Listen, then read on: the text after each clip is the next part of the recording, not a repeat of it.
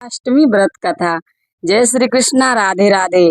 आप सभी को राधा अष्टमी की हार्दिक शुभकामनाएं।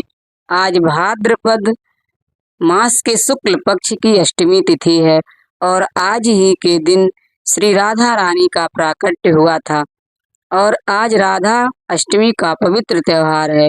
संसार में श्री राधा जैसी भाग्यवान कोई स्त्री नहीं है, जिनके प्रति तीनों लोकों के स्वामी श्री कृष्ण सदैव उनके कंधे पर गलवहियां डाले रहते हैं। जहाँ भी श्री राधा जी जाती हैं, भगवान श्री कृष्ण उनके अधीन होकर साथ साथ जाते हैं। श्री कृष्ण जी के वाम भाग से प्रकट हुई श्री राधा कठिन तप, प्रेम और सेवा करके ही श्री कृष्ण के प्रेम की स्वामिनी बनी और उन्हें प्राणों से भी अधिक प्रिय हुई हैं। आज मैं आपको सुना रही हूँ श्री राधा अष्टमी के दिन सुनी जाने वाली बड़ी ही दुर्लभ कथाएं। तो इन कथाओं को बड़ी ही श्रद्धा और प्रसन्न चित्त मन से पूरा अवश्य सुनिएगा। इन कथाओं को सुनने से मनुष्यों की सभी मनोकामनाएं पूर्ण हो जाती हैं तथा पाप और संकट कट जाते हैं।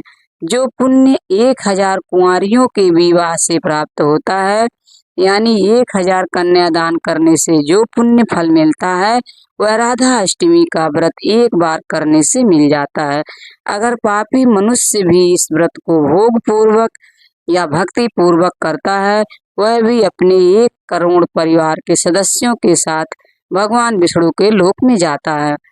ब्रह्म वैवर्त पुराण के अनुसार रा का अर्थ है पाना और धा का अर्थ है मोक्ष, अर्थात श्री राधा जी के नाम जप से ही श्री कृष्ण और मोक्ष की प्राप्ति हो जाती है। पूर्व काल में श्री राधा ने संत सुरंग पर्वत पर 1 सहस्त्र दिव्य युगों तक निराहार रहकर तपस्या की। इससे वे अत्यंत दुर्बल हो गईं। भगवान श्री कृष्ण जी ने देखा कि श्री राधा चंद्रमा की एक कला के समान अत्यंत कृश हो गई हैं। तब भगवान श्री कृष्ण करुणा से द्रवित होकर श्री राधा को छाती से लगाकर फूट फूट कर रोने लगे। भगवान श्री कृष्ण जी राधा को वर देते हुए कहा, राधे, तुम्हारा स्थान मेरे वक्ष स्थल पर है, तुम यहीं रहो। मुझसे तुम्हारी अविचल प्रेम भक्ति हो, सौभाग्यमान प्रेम गौरव की दृष्टि से तुम मेरे लिए सर्वश्रेष्ठ हो, सर्वाधिक प्रियतमा बनी रहो। संसार की समस्त युक्तियों में तुम्हारा सबसे ऊंचा स्थान है। मैं सदा तुम्हारे गुण गाऊंगा, पूजा करूंगा। तुम सदा मुझे अपने अधीन समझो। मैं तुम्हारी प्रत्येक आज्ञा का पालन करने के लिए बाध्य रहूंगा। जैसे आभूषण शरीर की शोभा है, उसी प्रकार तुम मेरी शोभा हो। भगवान श्री कृष्ण जी कहते हैं, श्री राधा मेरी परम आत्मा है, मेरा जीवन है। श्री राधा से ही प्रेम प्राप्त करके मैं उस प्रेम को अपने भक्तों में बांटता हूँ। भगवान श्री कृष्ण जी की सेवा से ही राधा जी ने सबसे अधिक मनोहर रूप, सौभाग्यमान गौरव तथा श्री कृष्ण के हृदय स्थल में स्थान, उनका पतित्व प्राप्त किया है। वृंदावन लीला अपने लौकिक दृष्टि से तो श्री कृष्ण जी 11 वर्ष की अवस्था में ही ब्रज का परित्याग करके मथुरा आ गए थे।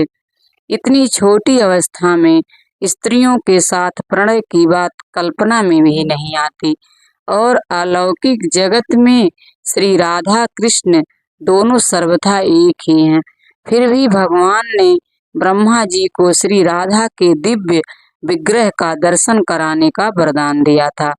उसकी पूर्ति के लिए उन्होंने ब्रह्मा जी को एकांत में वन में श्री राधा के दर्शन कराए और वहीं ब्रह्मा जी के द्वारा रसराज कृष्ण और महाभाव रूपी राधा की विवाह लीला भी संपन्न हुई।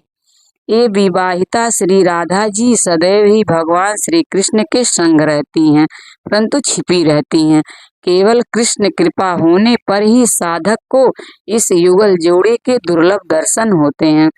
पौराणिक कथाओं के अनुसार राधा माता गोलोक में श्री कृष्ण जी के साथ निवास करती थीं। एक बार देवी राधा गोलोक से कहीं बाहर गईं। जब वापस आई तो देखा श्री कृष्ण भगवान गोलोक में नहीं है। उस समय भगवान श्री कृष्ण अपनी एक सखी विराजा के साथ गोलोक में घूम रहे थे। ये बात जब राधा जी को मालूम हुई तो उन्हें गुस्सा आया और वे सीधी उनके पास पहुंच गईं। वहां पहुंचकर उन्होंने भगवान श्री कृष्ण को बहुत भला बुरा कहा।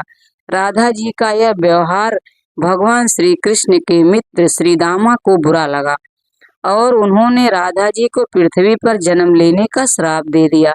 राधा रानी को इतने गुस्से में देखकर कृष्ण भगवान की सखी विराजा भी वहां से चली गईं। इस श्राप के बाद राधा रानी ने बदले में श्री दामा को श्राप देते हुए राक्षस कुल में जन्म लेने का श्राप दे दिया। राधा रानी के द्वारा दिए गए श्राप के कारण ही श्री दामा का जन्म शंखचूर्ण दानव के रूप में हुआ था। दानव कुल में जन्म लेने के बाद भी भगवान विष्णु का अनन्य भक्त बना। वहीं दूसरी ओर राधा रानी ने भी पृथ्वी पर वृषभान के घर पुत्री के रूप में जन्म लिया, लेकिन राधा रानी वृषभान जी की पत्नी देवी कीर्ति के गर्भ से नहीं जन्मी थी। दरअसल जिस समय श्री दामा और राधा रानी ने एक दूसरे को श्राप दिया, तब भगवान श्री कृष्ण जी ने राधा से कहा, हे राधे, अब आपको पृथ्वी पर देवी कीर्ति और वृषभान जी की पुत्री के रूप में रहना है। इसके आगे भगवान श्री कृष्ण ने राधा रानी से कहा कि जब आप विवाह के योग्य हो जाएंगे तो आपका विवाह मनुष्य के अवतार में रायण नामक एक वैश्य से होगा। हालांकि वह भी मेरे अंश अवतारों में से एक होगा। आप धरती पर भी मेरी प्रियतम बनकर ही रहेंगी, परंतु हम दोनों को वहां बिछुड़ने का दुख सहन करना होगा। हे राधा रानी, अब आप धरती पर जन्म लेने की तैयारी करें।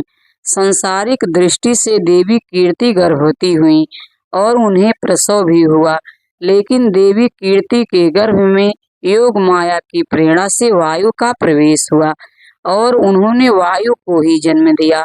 जब वह प्रसव पीड़ा से गुजर रही थी तो उसी समय महादेवी राधा रानी एक प्यारी सी कन्या के रूप में प्रकट हो गईं।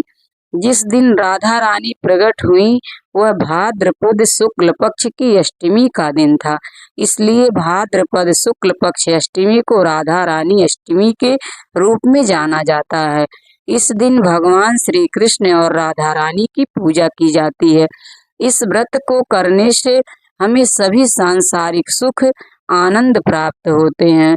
मान्यता के अनुसार इस व्रत को करने से धन की कमी नहीं होती और घर में बरकत बनी रहती है। आइए अब मनोकामनाओं को पूरी करने वाली राधा अष्टमी की बड़ी ही दुर्लभ कथा को सुनते हैं। आप लोग बड़ी ही श्रद्धा से पूरी कथा सुनिएगा। एक गांव में एक रमा नाम की एक स्त्री थी। उसके विवाह को 5-6 बरस हो गए थे, लेकिन उसकी कोई संतान नहीं थी। एक बार श्री राधा अष्टमी का उत्सव आया। गांव की औरतें बरसाना जा रही थीं। औरतों ने कहा कि तुम भी बरसाना चलो, राधा रानी बड़ी दयालु है, तुम्हारी गोद जरूर भर देंगी। वह स्त्री कई महीनों से घर से बाहर नहीं निकली थी, इसलिए उसके पति और सास ने भी उसे जाने की आज्ञा दे दी। बस उसने मन में ठान लिया कि राधा रानी मेरी गोद जरूर भरेंगी।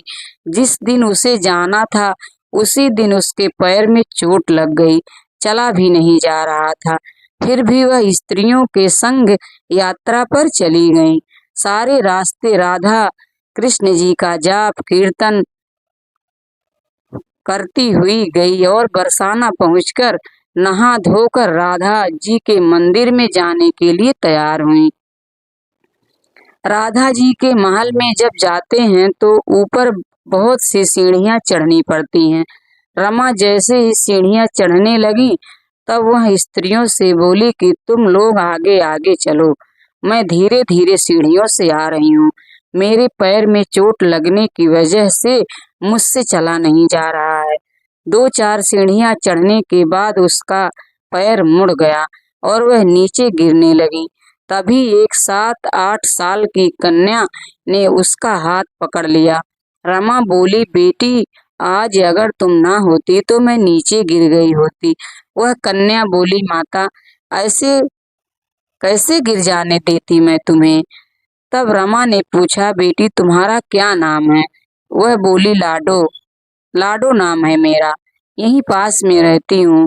वे दोनों सीढ़ियों पर बैठ गईं। लाडो कहने लगी, माता, मेरे लिए क्या लाई हो। ना कोई जान पहचान और लाडो ऐसी बात कर रही है। फिर रमा ने कहा, लाडो, मैं कल तुम्हारे लिए कुछ ना कुछ लेकर अवश्य आऊंगी। तुम्हें पसंद क्या है। तब लाडो कहने लगी, मुझे नथनी, गले का हार, कान के कुंडल, चूड़ियां, मेहंदी, घाघरा, चोली, ये सब चीज पसंद है, कुछ भी ले आना। इतना कहकर वह बालिका भाग गई। जैसे तैसे रमा भी मंदिर में दर्शन करके लौट आई। फिर रमा उस बालिका के बारे में सोचने लगी और बाजार में उसने गले का हार और चूड़ियां उसके लिए खरीद ली।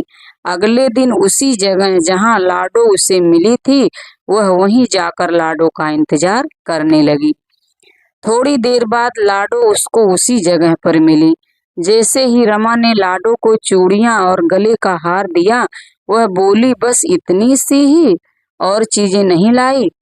और वह मुंह फुलाकर बैठ गई। तब रमा बोली, अभी मैं 8 दिन यहीं पर हूँ, रोज तुम्हारे लिए कुछ ना कुछ लाया करूंगी। ये सुनकर लाडो उसकी गोद में बैठ गई और गले से लग गई। रमा तो रोने लगी, क्योंकि उसे जैसे एक संतान मिल गई।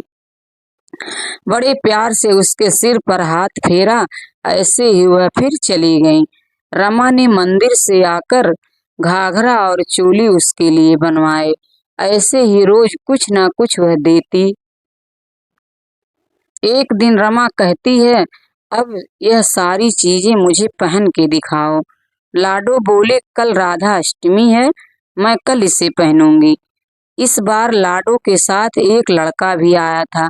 उसे देखकर रमा ने कहा, आज पता नहीं मेरे मन में क्या आया, मैंने एक धोती और मुकुट मोर वाला लिया है, क्या मैं इसे दे दूं। लाडो बोले, यह कनवा है, मेरे साथ ही रहता है, हाँ तुम इसे दे दो। ऐसा कहकर वे दोनों सामान लेकर चले गए। अगले दिन राधा अष्टमी थी।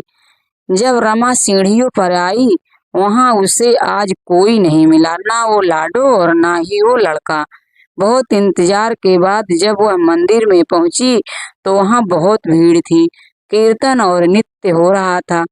इसी तरह भीड़ को चीरती हुई वह आगे पहुंची और वहां पहुंचकर वह राधा जी को देखा और ठाकुर जी को देखा। रमा ने जो जो चीजें लाडो को दी थी, वही सारा सामान राधा कृष्ण जी पहने हुए थे। वह पत्थर सी हो गई, आंखों से आंसू बहने लगे। बात समझते देर ना लगी कि वह लाडो राधा जी और कनुआ कृष्ण जी हैं। स्वयं जगत के पालनहार उसके पास आते थे।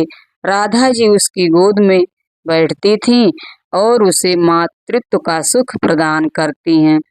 वह तो जैसे बावरी सी हो गई, दिन रात लाडो लाडो करती रहती, पुकारती रहती। वह स्त्रियों से बोली, तुम लोग घर जाओ, मैं नहीं जाऊंगी। उसकी सास और पति भी उसे लेने आए, पर वह साथ नहीं गई। अब तो प्रतिदिन वह सीढ़ियों पर बैठे बैठे आंसुओं से सीढ़ियां धोती, पलकों से बुहारती थी। ऐसा करते करते उसे 30 वर्ष हो गए। एक दिन एक बालिका उसका हाथ पकड़कर ऊपर अटालिका पे ले गई। वहां जाकर बोलती है, लो आ गई मैं ही हूँ तुम्हारी लाडो।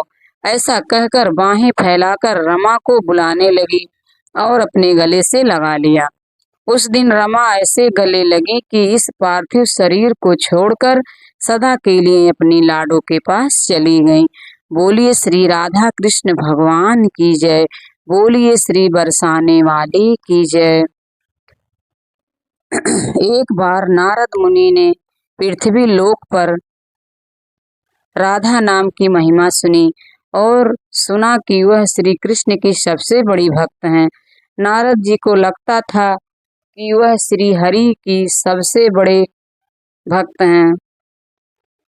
अपने मन की शंका का निवारण करने के लिए नारद जी श्री कृष्ण जी के पास गए। श्री कृष्ण जी तो अंतर्यामी हैं, समझ गए कि नारद जी के मन में क्या शंका चल रही है। श्री कृष्ण जी ने सोचा नारद जी को राधा रानी के प्रेम और भक्ति का अनुभव कराना ही होगा। जब नारद जी श्री कृष्ण जी के पास आए तो श्री कृष्ण जी अपना सिर पकड़कर बैठे थे। नारद जी ने श्री कृष्ण जी से पूछा कि प्रभु आपको क्या हुआ है। तब श्री कृष्ण जी कहने लगे कि हे नारद जी, मेरे सिर में बहुत दर्द है। नारद जी ने पूछा कि प्रभु आपके इस दर्द का निवारण कैसे होगा। तब श्री कृष्ण जी ने कहा कि अगर कोई मेरा सच्चा भक्त अपने चरणों को धोकर उसका चरणामृत मुझे पिला दे तो मेरे सिर का दर्द ठीक हो जाएगा। नारद जी सोचने लगे कि मैं श्री हरि का सच्चा भक्त हूँ, लेकिन श्री कृष्ण को अपने चरणों का चरणामृत पिलाने से मुझे नरक के तुल्य पाप लगेगा, इसलिए ऐसा पाप मैं अपने सिर पर नहीं ले सकता। नारद जी ने रुक्मिणी जी से और बाकी रानियों से इस समस्या को कह सुनाया, लेकिन कोई भी इस पाप को अपने सिर पर लेने को तैयार ना हुआ। नारद जी को राधा रानी की याद आई कि वह भी तो श्री कृष्ण जी की सच्ची भक्त हैं। नारद जी ने जाकर सारा प्रसंग राधा रानी को सुनाया। राधा रानी ने उसी समय एक पात्र में जल लेकर अपने चरणों को धोकर वह जल नारद जी को दे दिया और कहा कि जल्दी से जाकर इसे श्री कृष्ण जी को पिला दो। राधा रानी नारद जी से कहने लगी, मैं जानती हूँ कि इस बात के लिए मुझे नरक तुल्य पाप लगेगा। राधा रानी आगे नारद जी से कहती हैं, श्री कृष्ण के दर्द के निवारण के लिए मैं कोई भी पाप अपने सर पर लेने के लिए तैयार हूँ। नारद जी श्री कृष्ण जी के पास गए तो श्री कृष्ण मंद मंद मुस्कुरा रहे थे।